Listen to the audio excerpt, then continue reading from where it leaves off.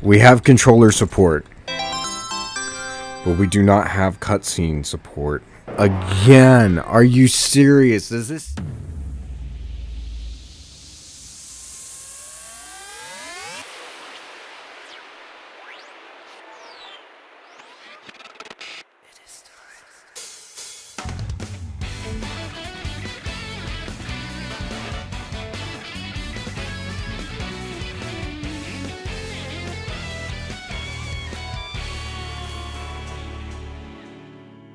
Serious? Does this still use Flash Player?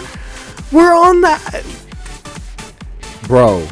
This is I don't know if it's because when I tried to get to it originally, the game was like, hold on, okay, frick you. So when I tried to get to it, the Google Drive file didn't work. It said that it was a violation of the Google term service, and I was like, huh? It's a game, bro. It shouldn't... like, what? And so then I had to do it through the other way, which is like an unzip file. So I don't know if it's the unzipping of the file that ruins the cutscenes or not, or if it's like... Anyway, we're gonna go ahead and we're just gonna get into this after the sequel. Welcome. So basically, you can play classic mode or story mode.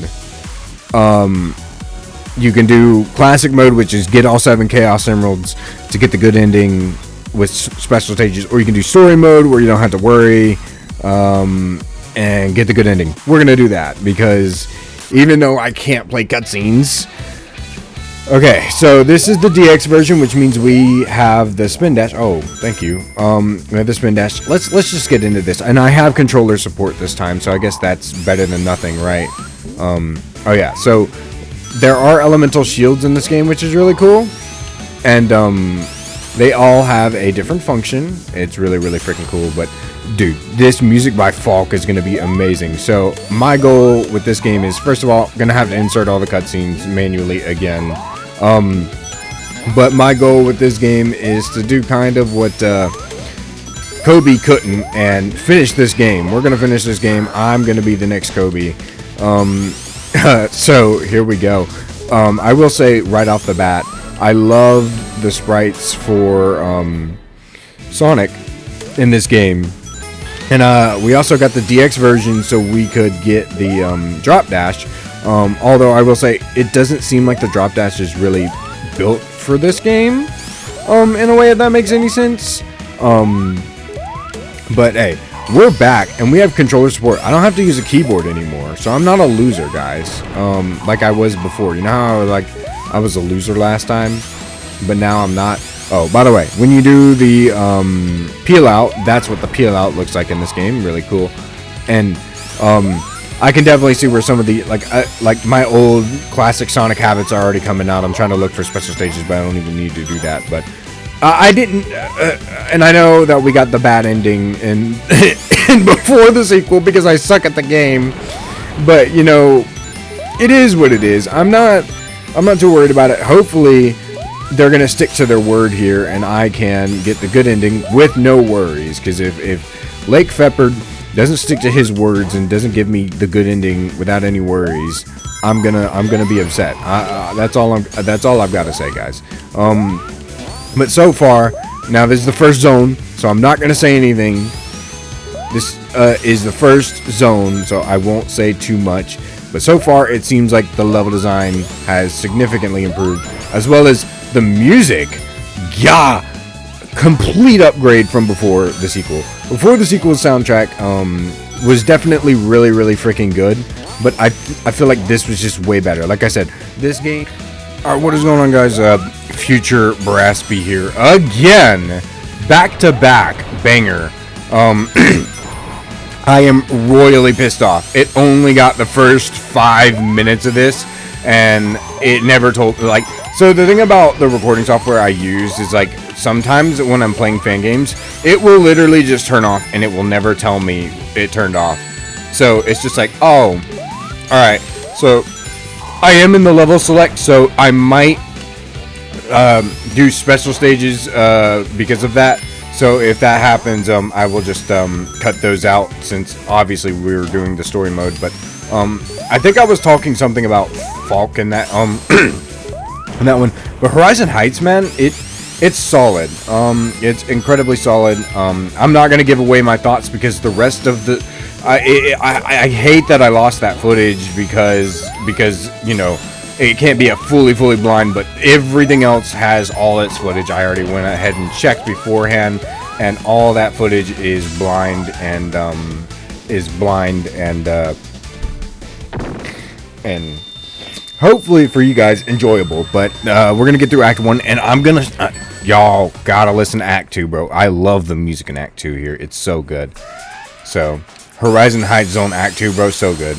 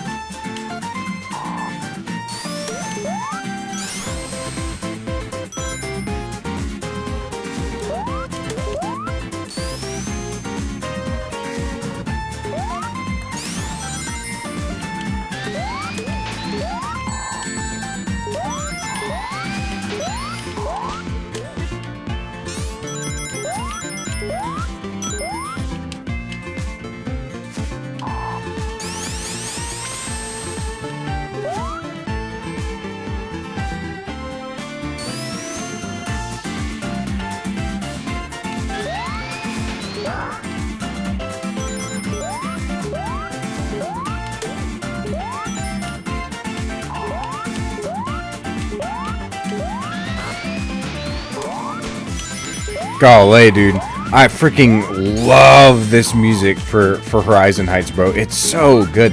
I actually listen to it a lot when I'm at like work and in my free time a lot.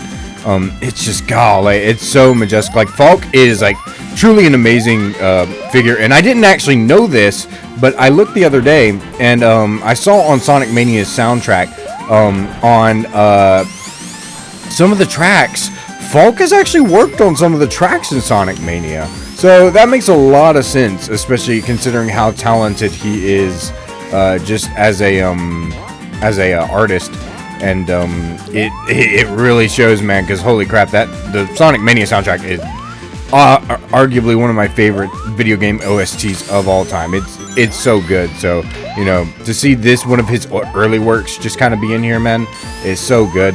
And it also kind of gives me an excuse to not commentate, because it's like I hate that, you know, at least these next two stages is like not gonna be blind, although I haven't memorized the stage layouts, so this might be a little different. Yeah, so you guys really blew up Before the Sequel, and I want to thank y'all so much for that, because Before the Sequel really was received well. I got a lot of high views on that. And I really wish Fallen Star could have gotten that same love and treatment that I love it for.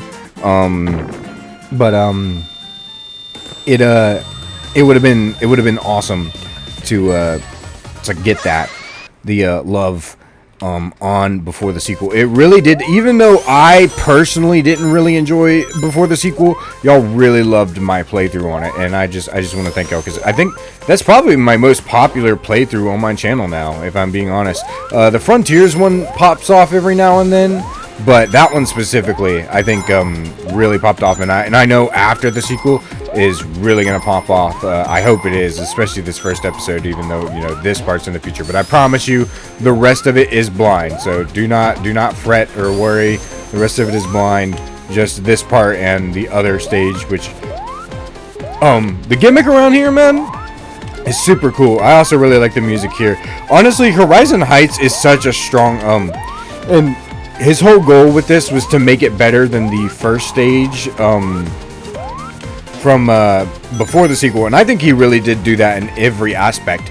This stage in particular is incredibly strong. First stage, it's really good. I love it, honestly. This is probably one of my favorite like first zones in any fan game ever, aside from Shoot. what's it called in Fallen Star? I forgot the name of it. But this like incredibly strong arc, man, and it's so good, especially with the music. It really did, because I liked what was it called in Before the Sequel? It was called something else, and it was okay in Before the Sequel, but like it wasn't like incredibly enjoyable. It wasn't like the most enjoyable experience out there, you know. It was like just you know, like I just kind of felt like I was playing it compared to this, where it's like, oh yeah, we're out here, we're doing this, you know, kind of thing. Like this just feels good, especially because, you know, physics have improved, gameplay's improved. So it just dang it, I'm trying to get 50 rings. I don't know how long I can go into the stages. I need, there we go, yeah. And we are playing the DX version, of course, like I said at the beginning, which includes the drop dash. It's really, really freaking cool. Okay, no, we're not too far now. Now, I will say it is a little OP in this game. Like, holy crap, the drop dash is really OP in this game. Like, you use it once and he just, like, shoots off. And you're like, alright. Alright. Alright, I'm gonna learn my lesson and roll from now on for a little bit. But, yeah, and honestly, this entire soundtrack, and you're gonna notice it a lot when I play the game throughout the playthrough. You're gonna notice it a lot. There's a lot of times where I'm like, yo, listen to this, because the OST in this game is 10 times better than the OST in Before the Sequel. And the OST in this game is immaculate. It's impressive. Probably, dude, I keep every single time. I think it is probably one of, if not the greatest fan game OST ever made. It's gotta be. It's up there. It's really freaking good. I love it, man. As long as we don't finish the stage, we should be good to go. I don't want to finish the stage. There we go. Alright. This will protect us from one hit at least and help us breathe under the water. Alright, and the bubble shield does the same thing that it did in Before the Sequel, as well as breathe underwater. There's actually elemental shields in this game, so that's a really cool thing that this game has now over the previous game, which kind of didn't really have shields. You kind of just played the game and you always got hit, and you were like, oh, you know, this is cool, I guess, like, you know.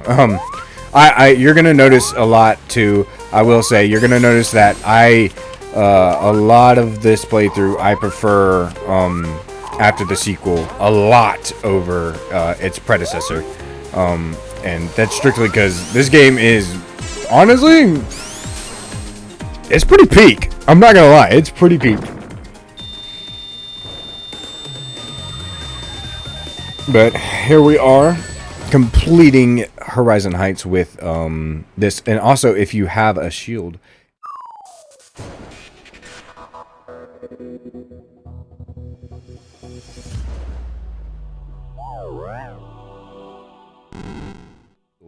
you can actually go into the next act with a shield, so that's pretty cool.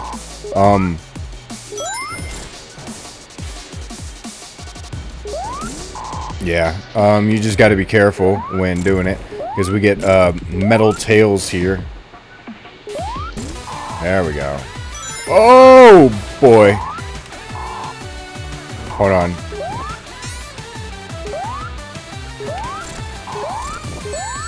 Okay. Yeah, you're going down. I love how they made a Mecha Tails for this game. Like, that's just so cool, because it's like, we have Metal Sonic. Now it's like, now we got Metal Tails, bro. Metal Tails? Why would Eggman waste his time making a Metal Tails, though? Like, that is such a weird thing to do. Like, why would he waste his time making a Metal Tails? Look, Sonic's glitched out. Look at him in the background. He's like, oh, yo. Alright.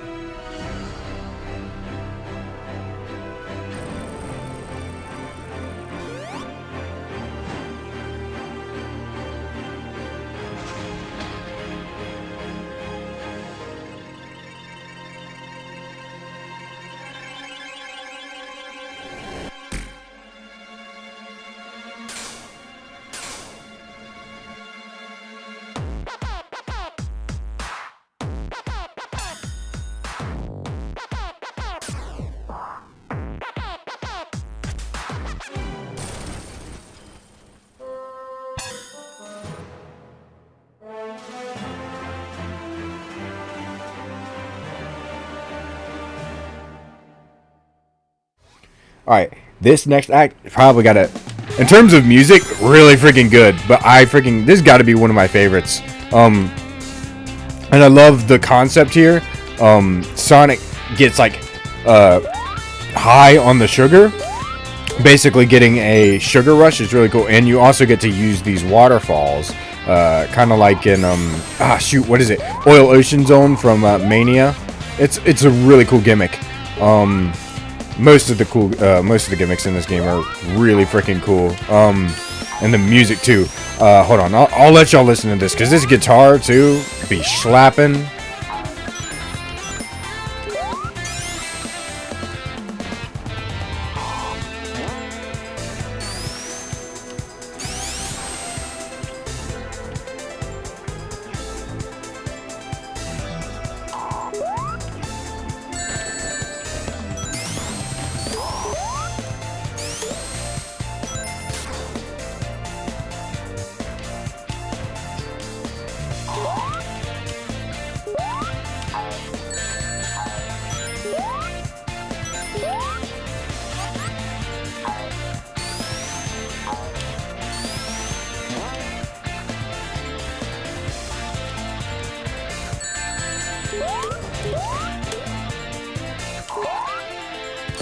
That do do do do do do do, bro, I love that. That is so good.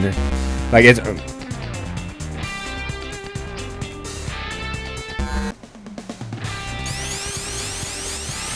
okay. Yeah, so I am gonna point out that this game is pretty freaking glitchy. I don't know if Lake actually like bothers to like fix his games that have glitches in them or not, but this game is pretty glitchy. So there is that, even though he had like a whole team working on this game. Oh boy, and as you can probably notice, he speeds up a lot when he gets the sugar rush. It's really funny. Oh jeez, okay, I gotta be careful with that. I gotta be careful with the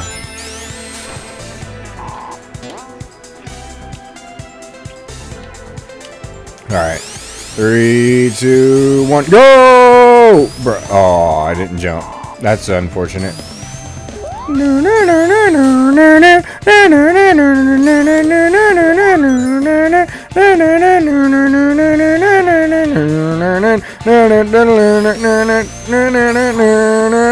Bro, how am I getting leveled by that? There we go. I'm trying to at least keep 50 rings, because I know, even though I'm doing the level select right now, because of the circumstances I've unfortunately been put in again, and lost literally probably 20 minutes worth of recording. Not too bad, but still, it's just frustrating. Oh my. There we go. Yeah, baby! That's what I'm talking about.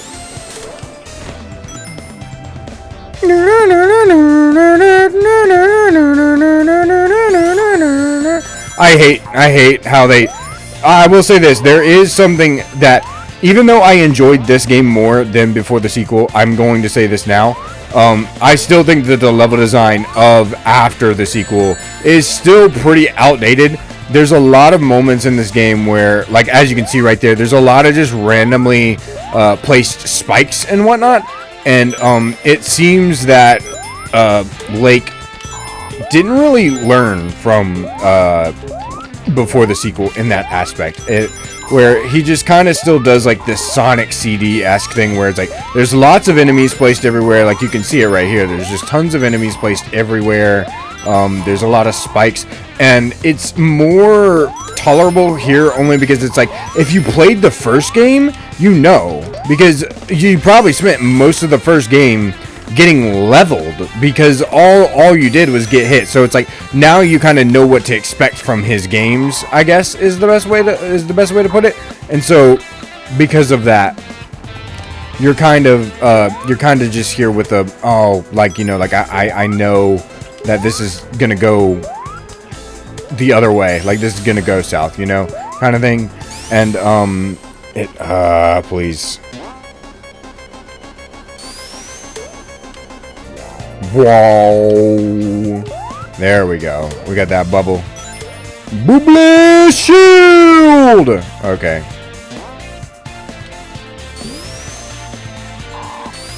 Yeah.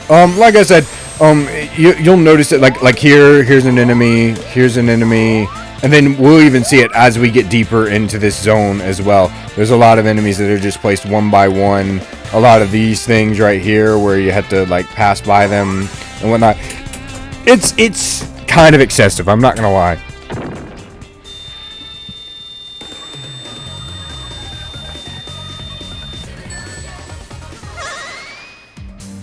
Okay, now I guess getting the special stages doesn't really matter in level select. Either way, now we're in Act 2, which the music here is pretty cool. I'm trying to kind of remember how it sounds a little bit. Oh my gosh, I ruined the water running. Yeah, these guys right here. He places a lot of these guys throughout this level. Like, these guys are littered in this level, and you'll kind of see it. It gets, once you kind of like pay attention and you realize kind of like what's going on with it. You're like, that's a little like. Oh, hold on. Oh, hear that? That's fire. Okay, I'm getting my lives back real quick, but it is a design philosophy that I personally didn't like, and I know that a lot of other fan game creators like to take inspiration from because of this game, because of, you know, what this game and its predecessor before the sequel did for fan games as a whole. So like I get it. Oh, yo, did you hear the do do do do do do do do do do do do do do do do do do? It's like, so I get it because of the impact it's had on fan games, because it's one of the old. It's not Robo Blast 2, but it is definitely one of the oldest, you know, fan games we've ever had.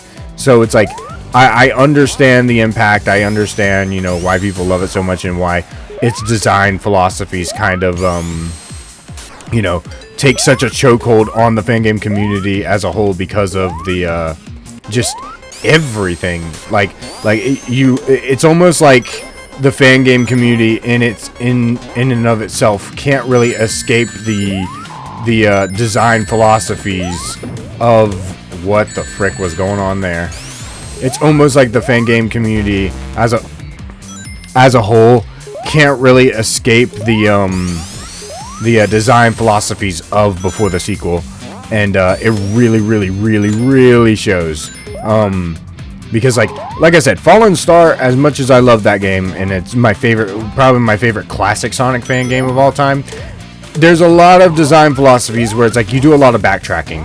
It's not as annoying as doing it in before the sequel, and I don't really remember if you do it in this game too much, but it's like it's not as but like, see, like there's an enemy placed right there as soon as you get a sugar rush, so you're expecting like, oh, let's run really quick, but no, there's just an enemy right there, so you're not gonna run fast. In fact, you're just gonna run into the enemy and get hurt. It's just it's a weird thing, and by no means, even though I love Fallen Star, am I saying that it's perfect and it's better than this game. I mean, this game is great, and so is Fallen Star. Both games are great, but Fallen Star had a lot of enemies, but it wasn't like blatant like spam. Like, you can tell there's just a lot of enemies everywhere you go here. Like these guys are everywhere. You just run into them. Like, see, now I'm hesitant to be like, oh, well, what if I run into them? You know, like it's just, it's a paranoia thing almost. Like see, like where there's one enemy, you're gonna expect to run into another one probably, and it just, I don't know. It's a recipe for disaster, I guess you could say, is the best way to put it. Because, like, look, I just lost those rings right there, but luckily I was able to kind of recover. Oh my gosh. But this music, though, like, if it is one thing I'll say fan games always have something solid, it's music, bro. Fan game music is always just super solid. There is a few times where it might be trash, but it's very rare. It's very rare, and it's very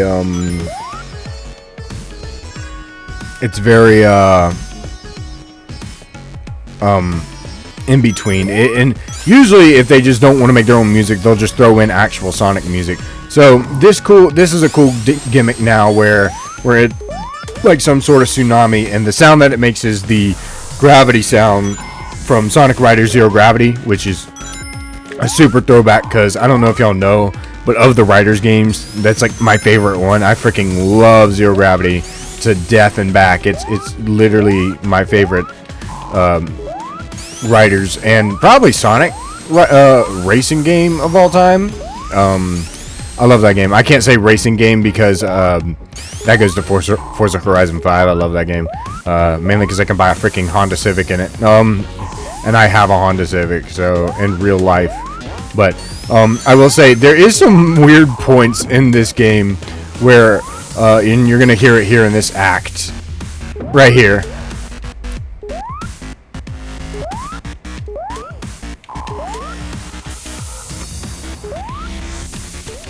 Where Falk or whoever makes these OST, because a bunch of different people worked on these OSTs. Like even Lange, the guy who worked on Sonic Utopia, has a hand in this, the development of this soundtrack. It's funny because it kind of rides the line of like a what is it? It rides the line of a desert soundtrack while having like some dubstep in there, and that's really funny, in my opinion. Yeah, there we go.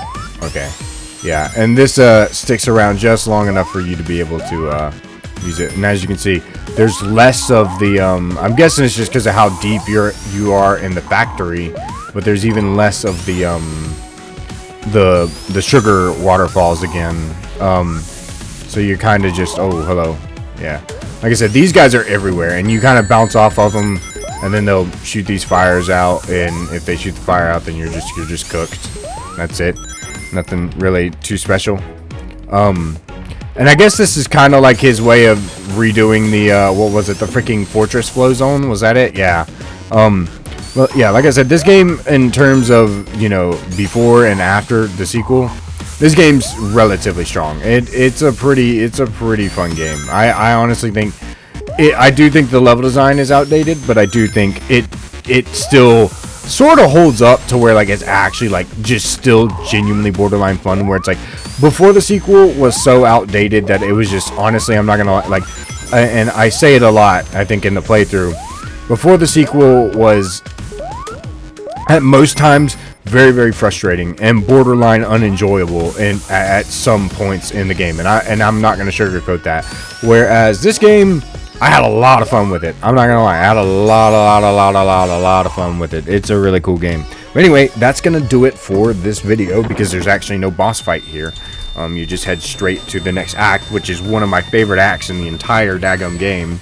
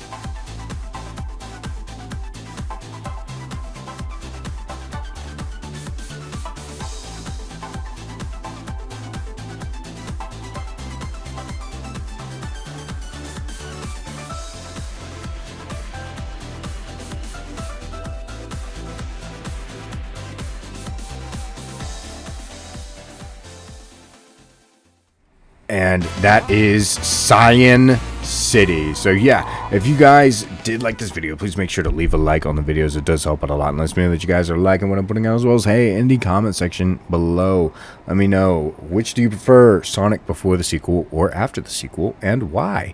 And hey, if you're new around here and you want more fan game content just like this here, you're gonna want to subscribe so you don't miss a single one. I will, of course, see you all in the next video. Goodbye.